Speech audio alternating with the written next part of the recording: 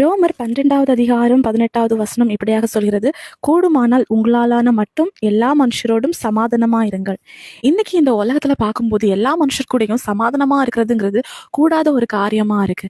ஏன்னா நம்ம சமாதானமா இருந்தா கூட நம்ம கூட இருக்கிறவங்க அப்படி கிடையாது. எப்படா இவங்க கூட பிரச்சனை பண்ணலாம், இவங்களை அழிக்கிறதுக்கு என்ன சதித்திட்டம் பண்ணலாம் அப்படின்னு சொல்லிட்டு தான் அவங்க பிளான் பண்ணிட்டு இருப்பாங்க.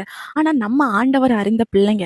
அப்படி இருக்கும்போது நம்ம என்ன செய்யணும் அப்படின்னா, நம்மளால கூடும் வரைக்கும் மனுஷங்க கூட சமாதானமா இருக்கணும். இல்ல நம்ம எவ்வளவு சமாதானமா இருக்க ட்ரை பண்ணாலும் அவங்க அப்படி இல்லைன்னு சொல்லும்போது நம்ம ஆண்டவர்கிட்ட அவங்களுக்காக ஜெபம் பண்ணணும். நம்ம கூட இருக்கிற ஒவ்வொருத்தங்களுக்காகவும் நம்ம ஜெபம் பண்ணும்போது ஏசப்பா சூழ்நிலைகளை அனுகூலமா நமக்கு மாற்றி தருவாங்க. இன்னும் ஏசப்பா நம்ம கிட்ட என்ன சொல்றாங்க அப்படின்னா, நமக்கு யாரெல்லாம் சத்ருவா இருக்கிறாங்களோ அவங்கள நேசிக்க சொல்றாங்க.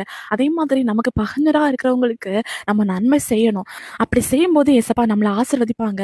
அது மட்டும் இல்ல, நம்மளால மட்டும் பிறர் கூட சமாதானமா இருப்போம். நம்மளால முடியாவிட்டாலும் ஆண்டவர்கிட்ட உதவி கேட்டு நம்ம சமாதானமா இருக்க ட்ரை பண்ணுவோம். ஏசப்பா நம்மளை ஆசீர்வதிப்பாங்க. விசுவாசிங்க, அற்புதங்கள் எதிர்பாருங்க. இயேசு கிறிஸ்துவின் நாமத்தில் ஆமென்.